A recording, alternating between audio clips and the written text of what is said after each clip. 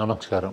పట్టాభిరామ బాణంకి స్వాగతం, సుస్వాగతం. మధ్యలో కొంచెం గ్యాప్ వచ్చింది, బట్ అయినా చూసినవే చూస్తూ పాఠకులు, వ్యూయర్స్ నన్ను బాగా ఎంకరేజ్ చేశారు. సబ్స్క్రిప్షన్స్ కూడా బాగా పెరిగాయి.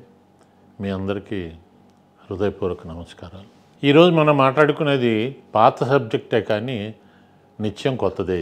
ఇది గోల్ సెట్టింగ్. అంటే నేను ఏమి కావాలి అని నేను నిర్ణయించుకోవడం, నేను ఏమి కావాలి అని మా పెద్దలు నిర్ణయించడం, నేనేమి కావాలి అని సమాజం నిర్ణయించడం, ఇలా జరుగుతుంది. సో ఇప్పుడు రోజులన్నీ మారిపోయాయి. ఇప్పుడు మీరేం కావాలి అనేది మీరే నిర్ణయించుకోవాలి. 10th క్లాస్ నుంచి ఆలోచన ఉండాలి, అన్నీ చూస్తూ ఉండాలి, చదువుతూ ఉండాలి. ఆ మధ్య పేపర్లో చదివాను, ఒక 4 రోజుల క్రితం. ఒక అబ్బాయి ఇంటర్మీడియట్ పాస్ అయ్యాడు, ఏదో 4-5 ఉద్యోగాలు ట్రై చేసేట, ఇదిట ఏది రాలేదంట. అంత త్వరగా రావండి, ఆత్మహత్య చేసుకున్నాడు. సో ఇటువంటి వాళ్ళు ఇవి ఎవరికి జరుగుతాయంటే ప్రాపర్ ప్లానింగ్ లేని వాళ్ళకి జరుగుతాయి. సో గోల్ సెట్టింగ్కి మనం షార్ట్ టర్మ్ గోల్ గతంలో మాట్లాడుకున్నాం, mid term goal, long term goal. 1 ఇయర్లో ఏం చేయాలి, 3 ఏళ్లలో ఏం చేయాలి, 5 ఏళ్ళకి ఏం చేయాలి, మళ్ళీ ఎక్స్టెండ్ చేయడం, అది ఉంది. అయితే దీనికి కొన్ని గోల్ సెట్టింగ్, కొన్ని స్టెప్స్ ఉన్నాయి. ఈ స్టెప్స్ మీరు కరెక్ట్గా ఫాలో అయిన రోజుని మీరు ఏదైనా సాధించవచ్చండి. వేరే వాళ్ళు సాధించినప్పుడు నేను ఎందుకు సాధించలేనండి? అది ఒక కంపెనీ ఎగ్జిక్యూటివ్ కావచ్చు, ఒక ఐఏఎస్ కావచ్చు, లేదా ఒక అద్భుతమైన స్కిల్డ్ పర్సన్ కావచ్చు. మీలో ఆ తపన ఉండాలి, ఆ కోరిక ఉండాలి, ఆ బలమైన కోరిక ఉండాలి. దీనికి 7 స్టెప్స్ ఉన్నాయి. మొట్టమొదటిది ఏంటంటే ప్యాషన్ ఉండాలి. ప్యాషన్ అంటే బలమైన కోరిక. నేను ఒక ఐఏఎస్కి వెళ్ళాలి,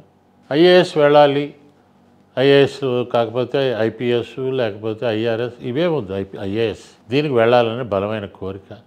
కళ్ళు మూసుకున్నా, కళ్ళు తెరిచినా, పడుకున్నా అవే కళలు రావాలి. ఫ్రెండ్స్ దగ్గర డిస్కషన్స్ కూడా పనికిమాలిన విషయాలు కాకుండా ఇదే మాట్లాడాలి.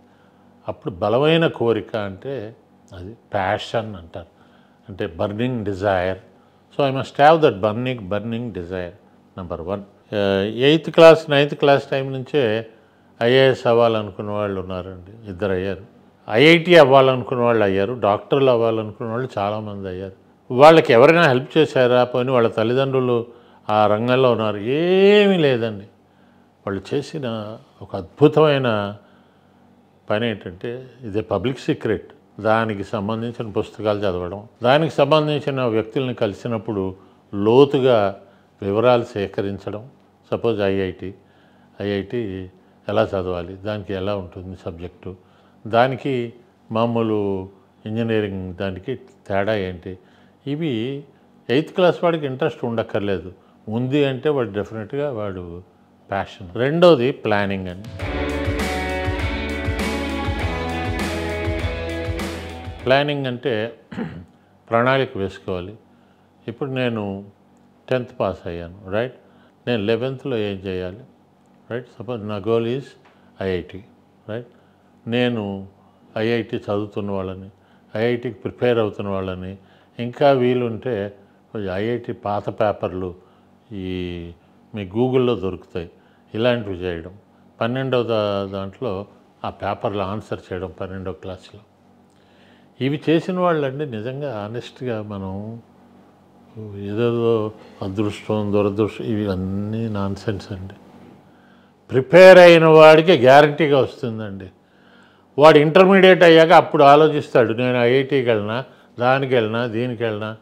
మీరు మీ చదువే మీ యొక్క ఆస్తి అనే సత్యాన్ని మీరు గుర్తిస్తే మీరు 10వ తరగతి నుంచి ప్రిపేర్ అవుతారండి. ప్రిపేర్ అయిన వాళ్ళు ఆ స్థితికి చేరతారు. చేరని వాళ్ళు ఏమున్నాయి, చాలా ఉద్యోగాలు ఉన్నాయి కదా, ఆ ఉద్యోగాల్లో మనం చూస్తున్నాం, వాళ్ళు చేరుతున్నారు. వాళ్ళు 10th నుంచి ప్లానింగ్ ఉండాలండి. గోల్ సెట్టింగ్లో గుర్తుపెట్టుకోండి, 10th క్లాస్ నుంచి ప్లానింగ్ ఉండాలి. లేదండి నేను ఏదో అనుకుంటున్నాను, లేకపోతే కొంతమందికి పేరెంట్స్ ఫిక్స్ చేస్తారు, మా ఫాదర్ ఆయుర్వేదం చేసేవారండి, మీరు వచ్చేయండి. అది పూర్తిగా నేర్చుకుంటే పర్వాలేదు. Third is preparation. Success needs preparation అండి. ప్రిపరేషన్ మనం చేస్తుంటే కొంతమందికి నవ్వు రావచ్చు. సపోజ్ ఓ ఇంటర్మీడియట్ అబ్బాయి ఐఐటి ఎగ్జామ్స్కి సంబంధించిన పేపర్లు చదువుతున్నాడు. అగర్వాల్ వాళ్ళు ఇచ్చిన నోట్సులు, చైతన్య వాళ్ళ నోట్సులు, నారాయణ వాళ్ళ నోట్సులు. వాళ్ళు అంటారు, టైం ఎందుకు వేస్ట్ చేస్తావురా నువ్వు అంటారు. కానీ అవి అవసరమే. ఇవన్నీ తయారైన రోజునే వాడు రేపు ఎగ్జామ్ దగ్గర పడినప్పుడు టెన్షన్ కానీ యాంగ్జైటీ కానీ ఇవేం ఉండవు. Next practice.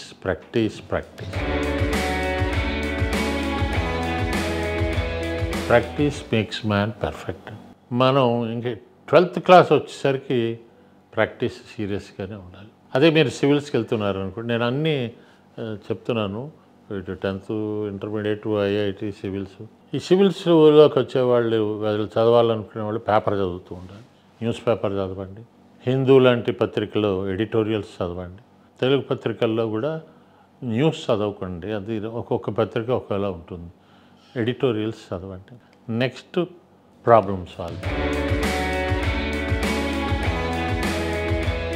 రైట్, మీరు చదివారు, మీకు సరిపోయింది నాలెడ్జ్, కానీ కొన్ని డౌట్స్ వస్తాయి.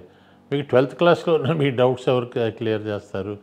సో దానికి సంబంధించిన ఓ టీచర్నో లేకపోతే చదువుతున్న స్టూడెంట్నో ఫ్రెండ్షిప్ డెవలప్ చేసుకుని నాకు ఇలా వచ్చింది problem, then thinking, that's a process, then solution. ఇది ఏమైందంటే మీరు 12th క్లాస్ పూర్తయ్యే టైంకి you are completely equipped with knowledge. Any exam, అది ఎగ్జామ్ అనగానే జ్వరం రావడం ఇవేమీ ఉండవండి. నేను ప్రిపేర్ అయ్యాను, వెళ్తాను, రాస్తాను, నాకు ర్యాంక్ వస్తుంది, నేను ఐఐటి ఖర్గపూర్లో చేస్తాను, లేకపోతే న్యూఢిల్లీలో చేస్తాను, బాంబేలో చేస్తాను ఫిజిక్స్, కాన్ఫిడెంట్గా ఉంటారండి. చివరికి పర్సివరెన్స్ అండి. పర్సివరెన్స్ అంటే నిరంతరం ఎంత శ్రమ ఉన్నా సరే చేస్తూనే ఉండాలి. కింద పడుతూ ఉంటారు, లేస్తారు. పడ్డవాళ్ళందరూ లేవాలండి. పడిపోయి ఆగిపోయింది అనుకుంటే ఇంక వాళ్ళ పని అయిపోయినట్టే. మీరు చూడండి, కొంతమంది ఇంటర్వ్యూస్ చూస్తూ ఉంటాం, ఐఏఎస్కి వెళ్ళినాడు 7 సార్లు రాసిన వాళ్ళు ఉన్నారు. వాళ్ళు కింద పడినప్పుడల్లా లేచారండి. పడటం తప్పు కాదు, లేవకపోవడమే తప్పు. సో పర్సివరెన్స్ అనేది నిరంతరం ఉండాలి. And finally you reach your goal. మీరు మీ లక్ష్యాన్ని మీరు చేరుకుంటారు. పాయింట్స్ 7 మీరు గుర్తుపెట్టుకున్న రోజునే మీరు ఏ గోల్ అయినా పెట్టుకోండి. అది ఓ సినిమా డైరెక్టర్ కావచ్చు, ఒక ఎడ్యుకేషన్ ఇన్స్టిట్యూట్కి CEO కావచ్చు, ఒక పెద్ద కంపెనీ కావచ్చు, ఏదైనా సరే టాలెంట్ మీలో ఉంది. లేకపోతే చుట్టూ మనకి సమాజంలో సమాచారం ఇచ్చేవాళ్ళు ఉన్నారు, ప్రయత్నం చేయండి. దీనికి ఏంటంటే కొంచెం సిటీస్లో ఉన్న వాళ్ళకి అడ్వాంటేజెస్ ఎక్కువ ఉంటాయి, మనకి ఏ ఫీల్డ్ వాళ్ళైనా దొరుకుతారు కాబట్టి. సో ఈ రోజు నుంచి సిన్సియర్గా ట్రై చేసి ఇప్పుడైనా గోల్ పెట్టుకోండి. నేను అప్పుడప్పుడు మా దగ్గర కౌన్సిలింగ్ వచ్చిన వాళ్ళని అడుగుతాను, నేను 12th క్లాస్ నువ్వేమవ్వాలనుకుంటున్నావు అంటే ఇంకా ఏమనుకోలే అంటాడు. ఏమనుకోలేదంటే ఎట్లాగా? అనుకోవాలి, ఇప్పుడు జనం అనుకోవాలి. సో మీరు అనుకోండి, అద్భుతాలు చేయండి. నమస్కారం.